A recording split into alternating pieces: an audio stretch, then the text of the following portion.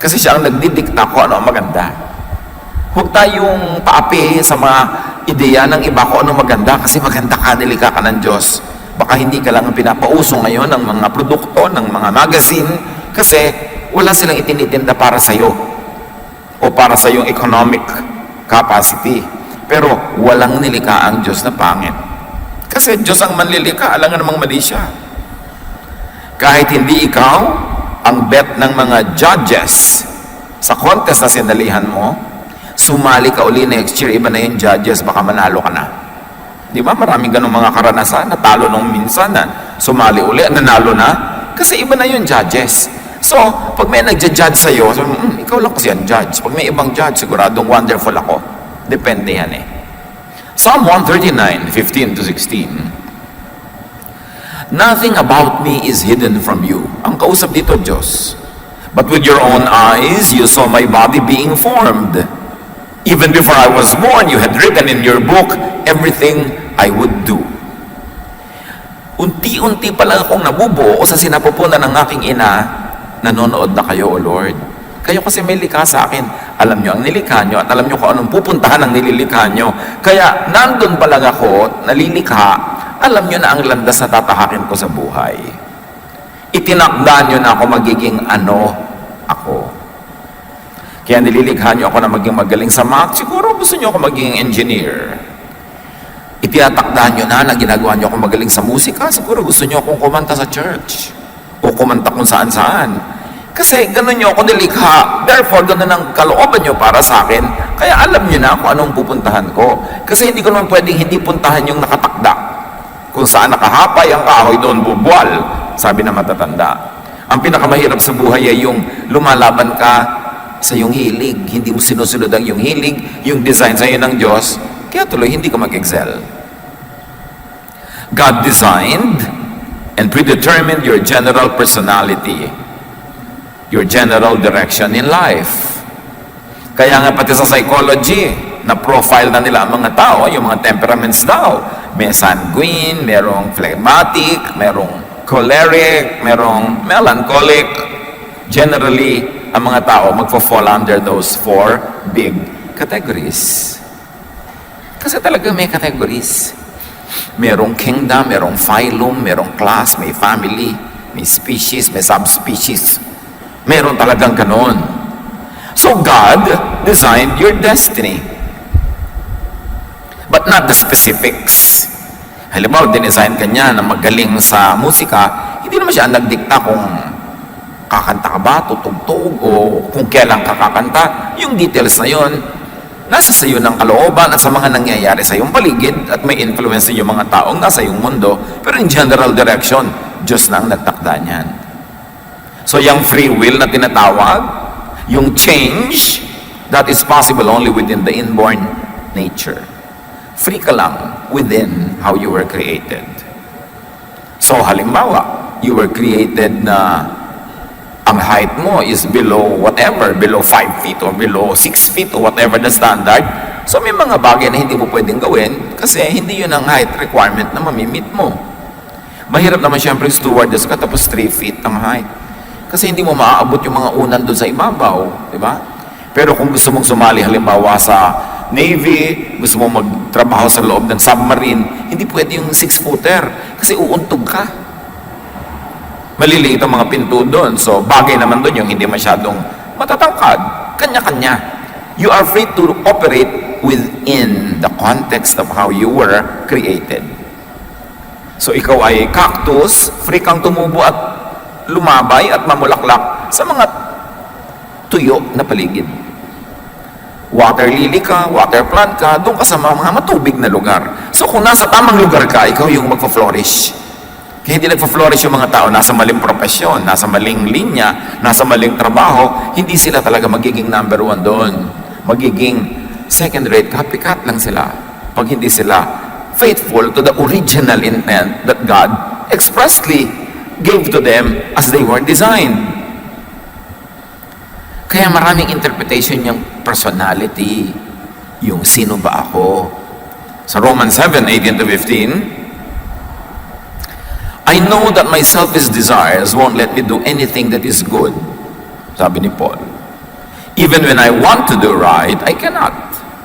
Instead of doing what I know is right, I do wrong. The sin that lives in me is what does them. This is a very interesting study.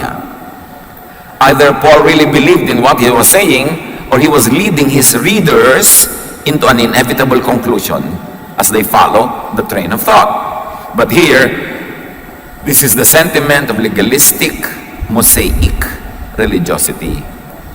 Pag conservative, legalistic, makamoses ka sa iyong paniniwala, ganun ang pagtingin mo sa iyong sarili. Alipin ka ng kasalanan, bilanggo ka ng kasalanan, hindi mo kayang gumawa ng mabuti, lagi kang mali, lagi kang guilty. And Paul calls his inborn nature sin. Sinful nature, selfish desire, wrong, evil, at ang bunga nito sa kanya o sa mga tinuturuan niya, guilt. Because Paul demonizes his unchangeable inborn nature. Sinasabi niya, wala akong magawang mabuti. Lahat ng ginagawa ko mali. Kahit sikapin kong gumawa ng tama, hindi pwede. Gusto kong bumait, pero di ko magawa. So, napakasama ko. Alipin ako ng kasalanan. So, ano nagiging bunga nun? He demonizes his unchangeable inborn nature. Siya na rin naman may sabi, hindi pwedeng palitan to. Kahit anong gawin ko, hindi mapalitan. Like many religious people demonize what is natural. Napakauso sa maraming mga conservative religious sentiments to demonize desire. Samantala yung desire is inborn, innate in the physical body. Your desire for food sees to it that you get to eat. Your desire even for sexual activity sees to it that there is procreation among the human race. Kasi mahirap yata yung sexual activity na kung hindi yan desirable, nobody will do it kasi nakakapagod. So, minamasama lahat yan ng mga makamoses, ng mga conservative religiosities. At yan ang ine-essay ni Paul sa kanyang mga katuruan.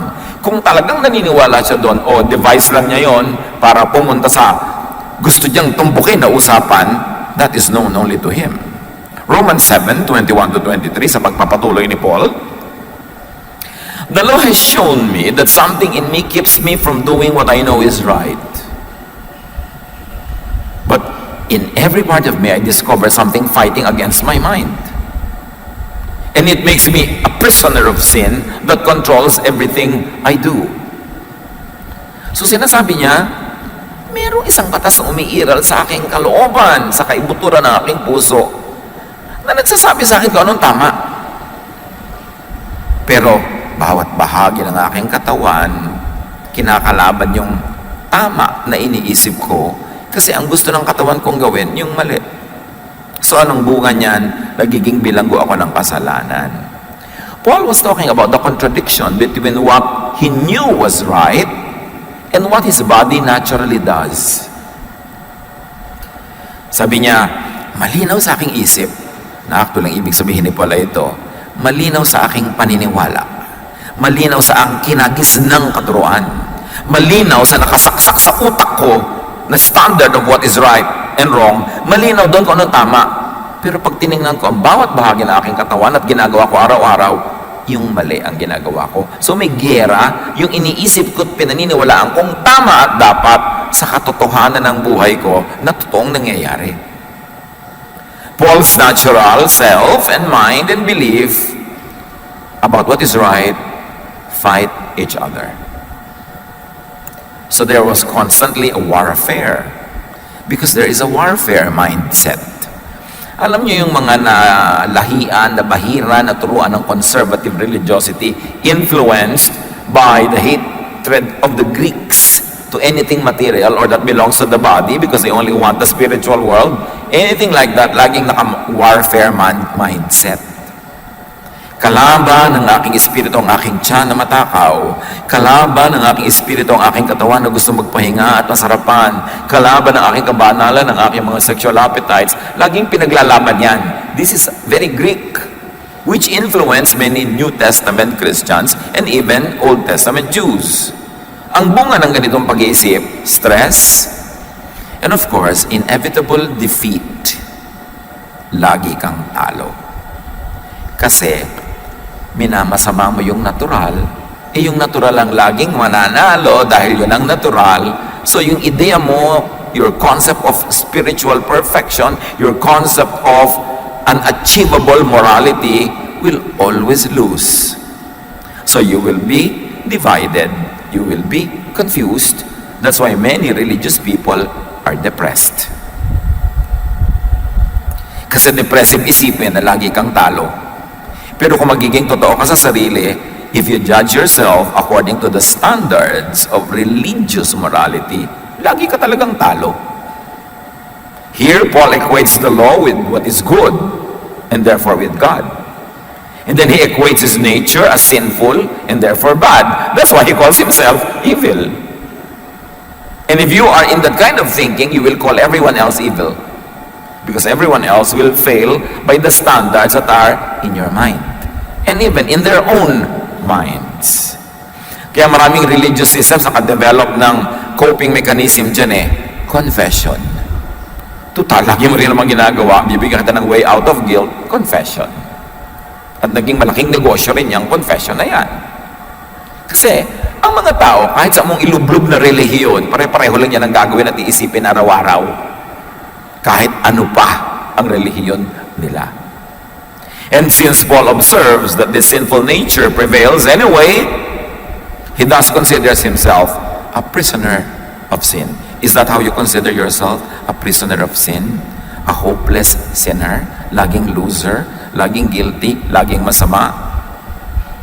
Kaya mga ibang tao sasabihin nila, pasensya, tao lang. This tao lang can be positive. It could be a way out of guilt. It could be a coping mechanism. But it would also be negative when you say tao lang in the sense na tao lang ako, therefore talo talaga, therefore masama talaga. Samantalang sinasabi ng Psalm, I am wonderfully made.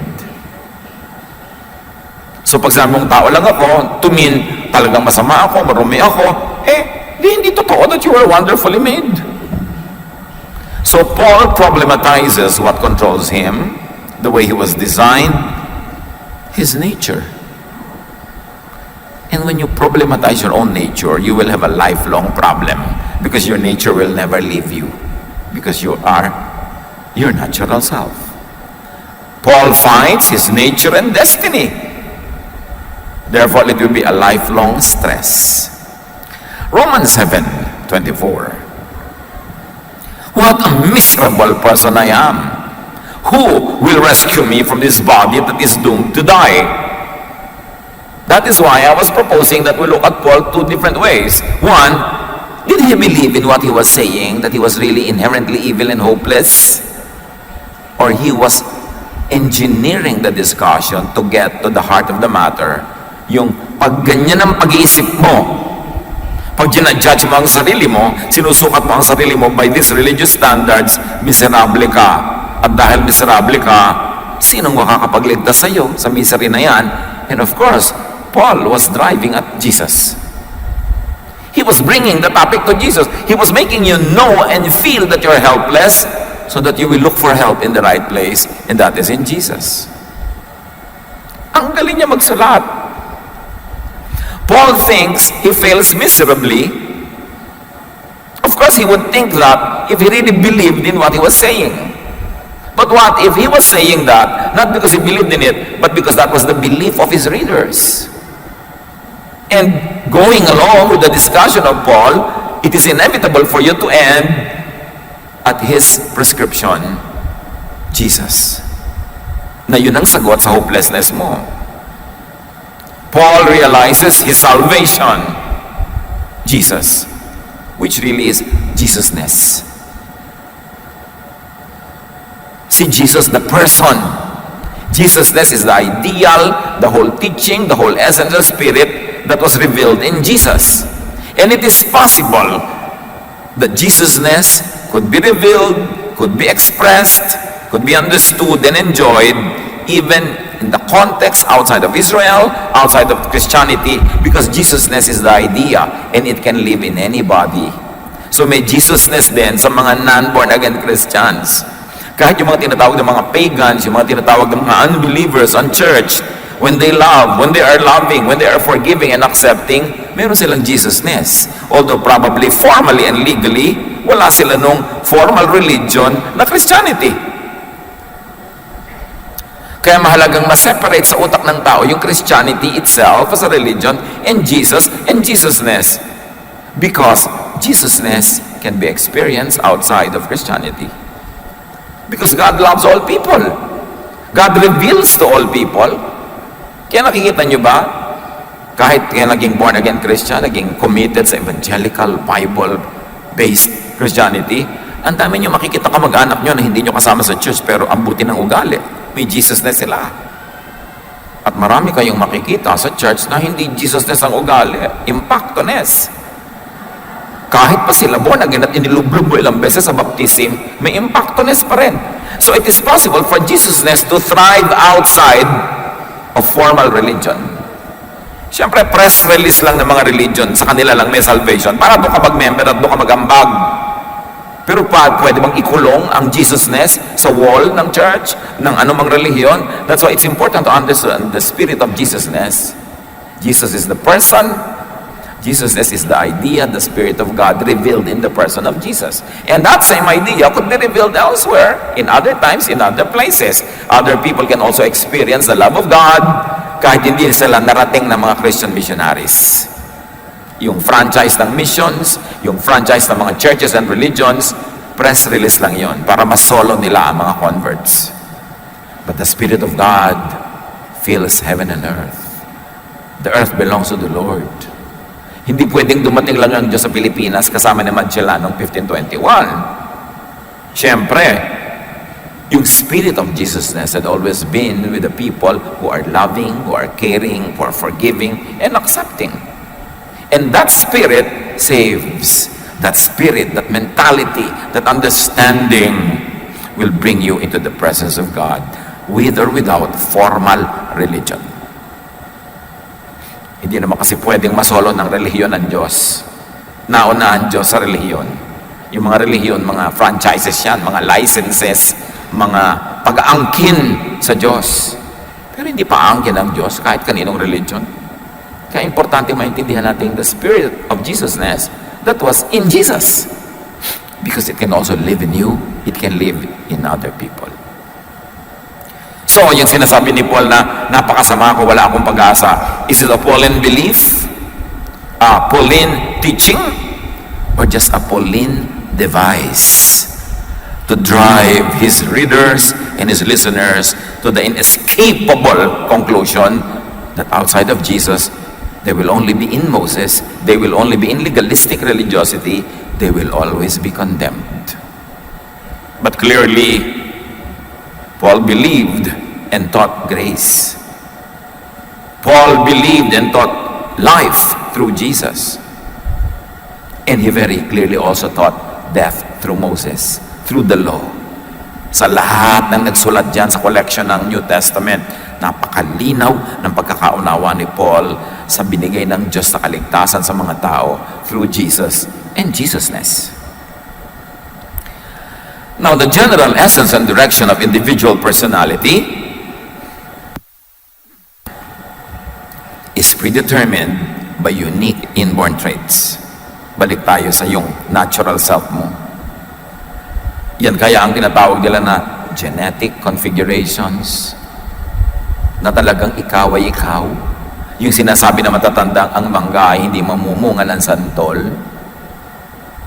na madalas ay tinitingnan nila ang magiging ugali mo pag tinignan nila ugali na yung magulang at mga ninuno. There is a basic foundation that determines the general design, and only details and finer points could be altered or improved. Nilikha ka, yun ka na. So, sabi nga, even before I speak, you know what I will say, you know my thoughts. Kasi yung lumikha sa'yo, alam niya ang design, therefore alam niya ang yung tendency. Alam niya kung ano ang iyong magiging hilig. So, nililikha pa lang ikaw ng Diyos, alam na niya, nako, itong nililikha ko na to, lagi itong magkakakanta, magtututugtog, kasi ito ang pagkakalikha ko sa Kanya. Itong nililikha ko na ito, magiging scientist, kasi nililikha ko siyang maging ganyan. Ito magiging charitable, ito magiging matipid ito, magiging laging siya yung nagsisave, ito naman magiging gastador to. Ganon. So, kaya lang pag naging mag-asawa yung dalawa, World War III. Pero, hindi na yan naiiba. Pastor, i-counsel niyo po ang asawa ko para magbago. Magpalit ka na lang ng asawa, mas madali. Kesa palitan mo yung ugali ng asawa mo. Ayoko po magpalit ng asawa, yung pala, di tanggapin mo. Pero wag kang may asawa, tas pinipilit mong ibahin. Magiging magulo buhay mo, magiging magulo ka rin sa kanya, magkakagulo-gulo kayo. Yan na yan, as is, where is. Mag-adapt ka, mag-adjust ka dyan.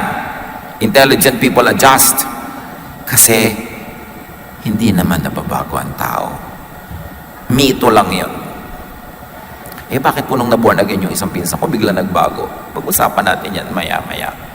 Itanong mo kano nangyari after 6 months.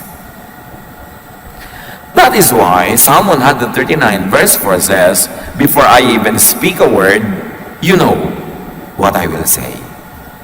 Kasi kilala ka ng Diyos. Pagka ganito, magagalit yan. Pagka ganito sinabi mo, papautangin ka niyan. Alam ko ugali niyan. Ganito siya. At pag pinagsama-sama mo lahat yung mga nilikha ko na yan, magkakaroon ng kumpletong pamilya, kumpletong community, magiging colorful and beautiful. Gusto mo ba lahat ng kasama mo, kamukha mo, kaugali mo? Kaya nga sa church, iba-iba yung gift na binigay para pag nagsasama-sama tayo, kumpleto rekado. Alam nga naman ang luto, puro bawang. Siyempre, gusto mo mag-isa, may bawang sibuyas kamatis. Para masaya. Ganun ang buhay. Iba-iba ng papel. How come children from the same parents could be so different? Pag kami kilala kang isang tao, hangang-hanga ka, gustong-gusto mo siya. Nung makita mo yung kapatid, sabi mo, ay, paano naging magkapatid yun? Okay, meron ng isang taong diring-diri ka sa kanya, yung hindi mo siya maintindihan. Nung makita mo yung kapatid, wow, biglang hanga ka. Kasi hindi lahat ng magkakapatid pare-pareho. How come children could be so different from their own parents? Genes ang sagot ng science dyan. Sabi na matatanda, lahi, dugo. Kasi, nananalaytay sa ugat mo, nasa dugo mo, nasa every single cell of your body, yung genes ng lahat ng mga lolo't lola mo, both sides, sa father side and mother side, pabalik kay Adan at Eva, nasa iyo yan. Ngayon, kung kaninong ilong ang mananalo at lalabas dito sa isang kapatid mo, Diyos lang ang nagda-assign nun. Kaya may mga magkakapatid na magkakaiba ng ilong. Mayroong magkakaiba ng buhok, may kulot, mayroong straight, mayroong magkakaiba ng talent. Kasi ang dami yung lolo't lola na pagkukunan, nagko-combine, nagsasama-sama sa isang tao, nagiging individual tuloy siya. But all human traits and character could come only from the genetic pool, from design, from creation, from God. Nothing was added to creation after the 6th day. You know what happened? After the 6th day, on the 7th day, the Lord rested. Tumigil na ang creation. Tumigil na ang creative process. So, ibig sabihin, after the 6th day, nandun na lahat ang genetic pool ng lahat ng tao sa lahat ng panahon. Creation stopped. And after creation stopped, recreation na lang ang nangyari. Nagkakakombi-kombinasyon. Kaya kahit sa 2 taong Adan at Eva, biglang nagkaroon ng may maitim, may maputi, may dilaw, may kulot, may straight. Kasi nasa kanila na mismong katawan lahat ang genes ng buong sangkatauhan na habang may mga nagsasamang lalaki at babaeng nakaka-create sila ng isang bagong individual, namimili lang ang Diyos kung alin pipitasin na gene, alin dito, alin doon at ilalagay sa individual na ito. Kaya ikaw yon, and you are wonderfully made. Paul talks about that. At napakarami pa sa Bible, directly and indirectly. Now, plant and animal hybrids can be created by crossbreeding. Alam niyo yon? Nakakita na ba kayo ng bougainvillea na ang bulaklak sa isang tangkay, may violet, may dilaw, may pula? Kasi pinagsama-sama ng crossbreeders, ng plant breeders, yung mga genes ng iba't ibang bulaklak na may iba't ibang kulay. Nakakreate ng ibang individual. Crossbreeding. Plant and animal hybrids can be created by conditioning na tinatawag ng iba na evolution. Sa pagtagal ng panahon, lagi kang nasa tubig, lagi kang nasa tubig, nakadevelop tuloy ng gills yung mga animals sa pang tubig. But that's already in creation. Wala namang giyera dapat ng creation at evolution. Kasi after creation, puro na recreation, recombination, reconfiguration. Kaya yung mga nagtatrabaho lang bawa sa mga toll gate na nag-aabot ng ticket, nagbabayad, kung pagtatrabahuin mo siya dyan ng 300,000 years, hahaba ang kanang kamay o kaliwa para madali niyang maabot. Siyempre nag-a-adjust ang creation na tinatawag nila na evolution. Galing din yun sa Diyos, hindi yung kontra. Nag-a-adjust lahat. Tinyang halaman. Paso. Nakaharap na ganyan lagi sa araw yan. Subukan nyo italikod yung paso. Bukas, unti-unting lumilingon uli yung mga dahon patungo sa halaman. Diba? Mamaya isang linggo, nakaharap na sila uling lahat. Ikaw naman sa vista, inikot mo na naman yung paso. So yung halaman, pagod na pagod ka, adjust, pero babalik at babalik yan kung saan siya nakakakuha ng araw. Iyon, all in one day, all in one week, nakaka-adjust. Padaanin mo pa ang 1,000 taon. People adjust. All new traits are actually old, except that they were not visible at once. Yun ang tinatawag nila kumisan na recessive genes. Nananalo yung dominant genes, pero kapapalit-palit ng mga kombinasyones, lalabas din sila. Lahat ng evolution, mutations, reconfigurations could have only come from the same genetic pool because God created everything. Except that not each and every one of those creations were visible all at once at the same time. May panahon na lalabas yun. Kaya wala namang dapat giyera yung creation and evolution. Lawakan mo lang iyong pananaw. The earth is the Lord's and everything in it. At dapat i-consider mo that sometimes Bible language is poetic. Literary creation yan. Hindi ka naman dapat laging literal para ma-accommodate mo yung mga sinasabi ng reason, even ng science. So everything and everyone in all combinations and reconfigurations must have pre-existed invisibly until they were made visible. Nandun na yan, hindi pa lang lagi visible. Tulad na isang bata. Kumisan yung isang bata, straight na straight ang buhok. Pagkasilang, pagkatapos pagka nag-9, 10 years old na, sumusimula ng kumulot. Sabi mo, ayan, lumalabas na yung buhok ng ama. Meron naman nung isilang kulot-kulot, nung nagiging teenager, tumawid yung buhok. Kasi dati nang nandun yung tuwid na buhok na yon, kaya lang ang nakalabas pa lang sa simula yung kulot. It takes time for reality to manifest itself in the material world. Kuminsan ang lusog-lusog, tapos pag nag-30 years old, ayan, lumalabas na yung sakit ng ama. Ang ama kasi niya, nung 30, nagkaroon na ganun sakit. Pero hindi laging lumalabas agad. Yung mga ganyang katotohanan pre-existed invisibly until they were incarnated. Like the Word, Jesus pre-existed in the spiritual realm before the incarnation. Pero hindi pa lumalabas siya in the body. Ibig sabihin, wala siya. Nandun siya sa ibang dimension. Pero pag niloob ng Diyos na ilabas na sa ating physical, earthly dimension, doon pa lang natin nakikita. Ephesians 1:4, even before He made the world,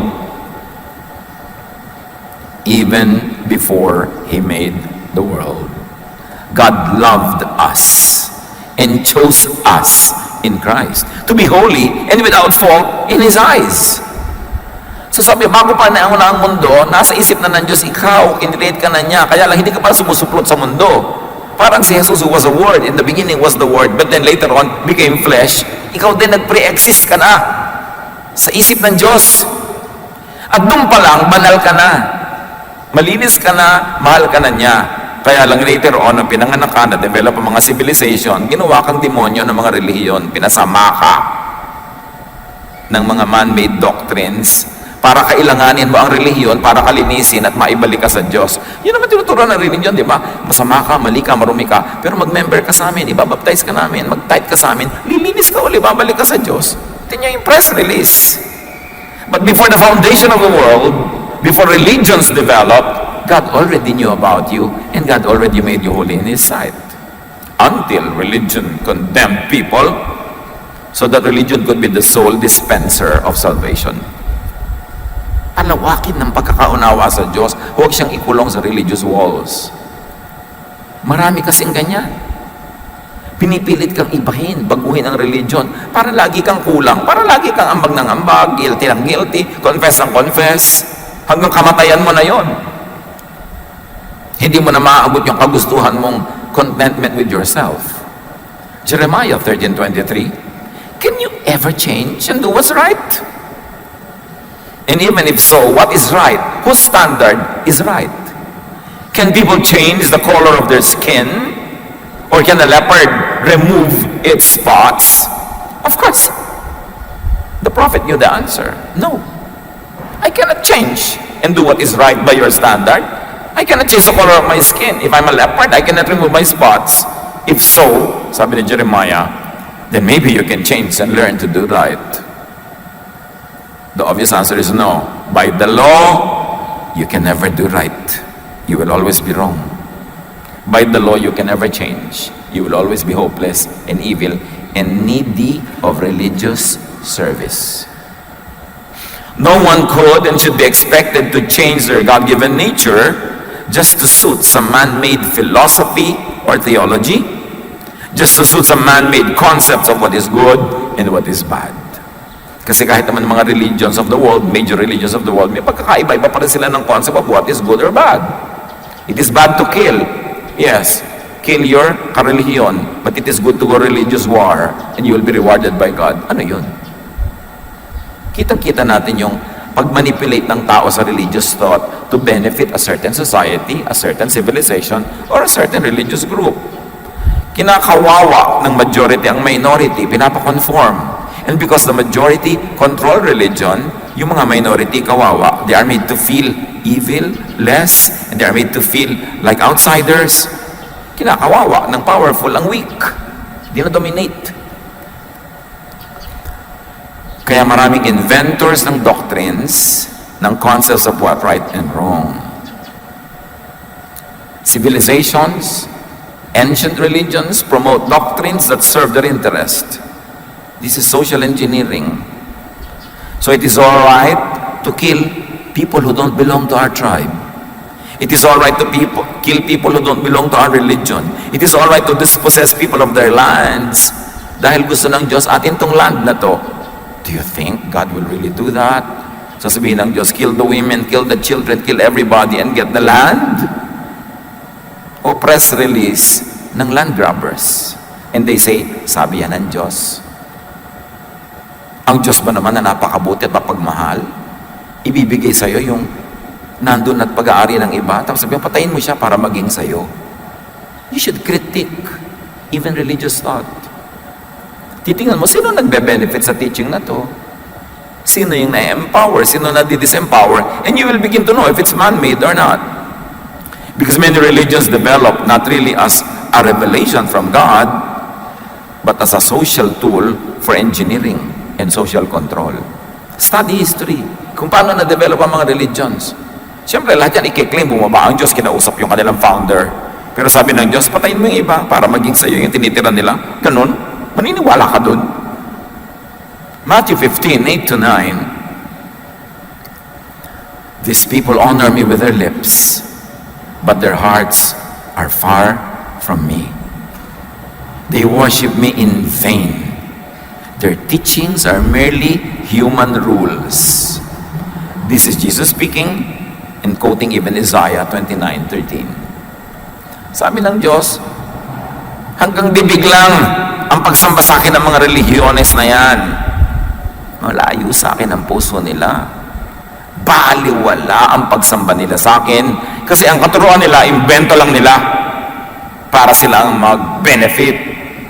Jeremiah 14:14. Then the Lord said to me, the prophets are prophesying lies in my name.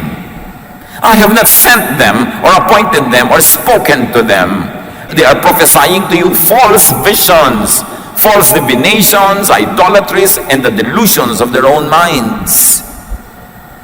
Punong-puno na ang Diyos sa mga kabalbalan ng mga propeta, mga katuruan na sila lang ang nakikinabang, kaya ipinadala niya si Jesus. Liwanag para liwanagan ng madilim, daan para buksan ang nakasarang daan. Siya ang kapayapaan dahil naguguluhan ng mga tao. Siya ang kapahingahan dahil pagod na ang mga tao sa pagpapahirap sa kanila ng religious doctrines. Kaya ipinadala, and in Him the fullness of the deity lived in bodily form. There is no name given under heaven by which men are to be saved but by the name of Jesus. Because it is Jesus that reveals the true heart of the Father. Because the Father had been so misrepresented by religions for so many generations that people no longer knew God. They only knew the image, the false image of God created by religions. Kaya ipinadala si Jesus. That's why it's important to go back to basic Jesusness instead of just generalized religion or generalized Christianity. Go back to the heart of the matter. And that is Jesus. So despite the false prophets and teachers, despite what they say about you, accept yourself and others as God created you and as God willed that you would be acceptable to Him. And since the people had been misguided, Jesus was sent to guide them back to the reality that the Father loves us. And if we have been condemned by ourselves and by our traditions and our previous knowledge, then God forgives us. And you forgive yourself. And you get on with life. Do not reject people's realities because of invented religious teachings. Yung un-Jesus teachings. Nakita nyo yung un-Jesus teaching? Ito ang babae na huling nagkakasala, batuhin hanggang mamatay. That is the Moses teaching. Pero hindi siya ipinabato ni Jesus. Sabi niya, yung walang kasalanan, maunang bumato. In other words, hindi siya pinabato. That is Jesus. Ibang-iba. So dapat malinaw ang pagkakaunawa natin kay Jesus, huwag natin siyang ihalo sa iba. Kasi ipinadala siya. Sitting at the right hand of the Father, continuously interceding for His people. Accept yourself and others. And if you want to improve, that's good. But improve and change within your natural limits. You cannot be who you are not. Do not deny your truth just because some religious myths tell you that you are bad. Do not problematize and struggle with your truth. Yung mga truth natin, ano ba totoo tungkol sa inyo talaga? Do not struggle with it because God made you. You were conditioned probably by culture, by tradition, by religion, by philosophy to think that you're not good, that you're bad. But God created you. Look at your innate, natural self. Siyempre maraming nadagdag sa ating sarili bukod doon sa inborn. Yun ang pwedeng palitan, pwedeng ayusin. Pero yung basic inborn, accept it, live with it, be happy with it because you were made by God. Do not burden yourself and do not burden others with impossible demands for change. Anong sabi ni Jesus tungkol sa Sabbath? Hirap na ang mga tao sa pagsunod sa Sabbath. Naging amo nila ang Sabbath. Sabbath was made for man, not man for the Sabbath. Sabi niya. Ginawa niyo ang Diyos ang Sabbath, pambihira naman kayo. Pagod na kayo sa pagsunod, nahihirapan na kayo. Gusto niyo nang gumaling, pero bukas na lang kasi Sabbath ngayon. Gusto niyo kumain, hindi kayo kakain dahil Sabbath ngayon, hindi kayo pwede magsaing, magluto. Gusto niyo mamasyal, hindi kayo makapamasyal dahil Sabbath ngayon. Sabi niya, Sabbath was made for man, not man for the Sabbath. It is for your welfare, not to make your life miserable. And apply that, extend that to religion. Religion is to set people free, not imprison them. Religion is for man, not against man. Not man for religion. Pero baligtad, ang 99% ng umaandar sa utak ng mga tao, na-enslave sila ng system. Do not let oppressive and discriminatory standards and laws dictated by the majority, by the powerful, enslave you. Do not submit to groups because we think they are the standard. Hindi ka pa'y sinisilang, minahal ka na ng Diyos. Nakatakda na ang dapat mong tahakin na landas. Kaya dapat malaman mo kung sino ka at matahak mo ang dapat mong landas para magkaroon ng kabuluhan ng buhay. Mahal ka ng Diyos, nilikha ka niya, tapos mamasamain ka ng system kasi lang divergent ka. Gusto kasi nila lahat magkakamuka para madaling kontrolin. Ganun lang yun. Accept and love others and yourself, especially for your inborn natural traits. Now, paano yung pagbabago? Paano yung pag-i-improve? Kasali rin yun. There are inborn and natural and therefore unchangeable traits. Don't even attempt to change that. But there are traits that can be changed. May mga asal, ugali, gawain na pwede mag-improve. Suriin natin kung alin. Matthew 9:11 to 12. Si Jesus ang nagtuturo. Jesus replied, "Not everyone can accept this word, but only those to whom it has been given. So this is a warning. Jesus was saying, I'm going to teach you something very important, but something not easy to understand. It can be understood only to whom it is given, only to whom it is revealed. Hindi sinabing ipagdadamot ng Diyos ang kahulugan. Ang ibig sabihin lang, kung pwesto ka para tumanggap ka rin, lumagi ka sa tama, ibukas mong yung isip para maintindihan mo itong ituturo ko sa iyo na mahirap tanggapin sa mga nakasarang utak. Sabi niya, not everyone can accept this word, but only to whom it has been given. For there are eunuchs who were born that way. These are certain types of people. There are eunuchs who were born that way. So Jesus is saying there are types of persons who are born that way. Hindi nila nilikha ang sarili nila. Hindi sila nag-decide maging that way. They were born that way. And there are eunuchs who have been made eunuchs by others. O naging eunuch lang yan ngayon kasi nakondisyon, napilipit, dinala doon. There are types of persons who were manipulated to become the person that they are now. And then there are those who choose to live like eunuchs for the sake of the kingdom of heaven. So there are the types of persons who are like that personal choice. Sabi ganon, tatlong uri ang tao ha, yung basic pagkatao niya. Merong born that way. Hindi siya ang nagpasya, hindi siya ang gumawa, Diyos. Born that way. Meron naman, iba siya, born another way, but raised in a way that subverted the original design. Nurture. Ni-nurture siyang maging ganito. Pinilit siyang maging ganito. Pinilipit siyang maging ganon. So ngayon, pilipit siya. Hindi siya talaga yan. Napilipit lang siya. So pwede mo yung tanggalin ang pagkapilipit, pero mahirap, masakit at matagal. Pero pwedeng baguhin yan kasi hindi naman siya born that way eh. And then there are those who are there, who are like that because they choose to be like that. So, ganyan siya kasi pinili niya. Therefore, pwede ngayon din, araw mismo, palitan niya yung sarili niya kasi pwede siyang pumalit. Kasi pinili lang niya eh. So, pwede siyang pumili ng iba naman. And the one who can accept this, sabi niya, so should accept it. So, according to Jesus, people are what they are because of nature, inborn, because of nurture, conditioning, and because of choice. It is their free will that operated. So, despite religious experience, sa kabila ng isang katerbang pagka-born again, pagbabasa ng Bible, pag-attend ako ano mga seminar at mga relihiyon, born this way people cannot and will not change unto the idealized, but to them is an unnatural persona. Kahit anong lublog sa relihiyon ang gawin mo sa isang tao, yung born that way will not be changed. Hindi siya mababago. Napaka-unfair at napaka-lupit. Expected mo siyang magbago, palitan yung inborn nature dahil lang na-born again siya. Dahil natural should not mean normal. Normal means only the majority. It's common and usual. Pero may mga tao na yung natural nila is the abnormal, meaning hindi sila katulad ng nakararami, minority sila, uncommon, unusual. Pero yun ang natural nila, born that way.